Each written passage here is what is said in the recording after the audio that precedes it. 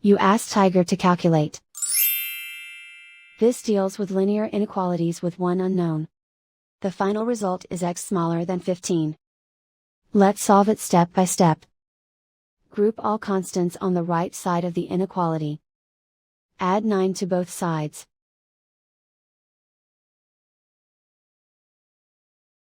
Simplify the arithmetic.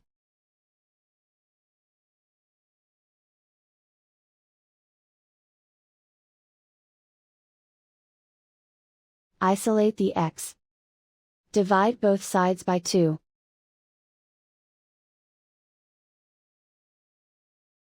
Simplify the fraction.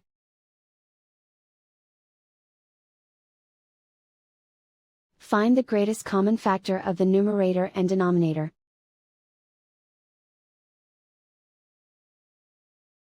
Factor out and cancel the greatest common factor.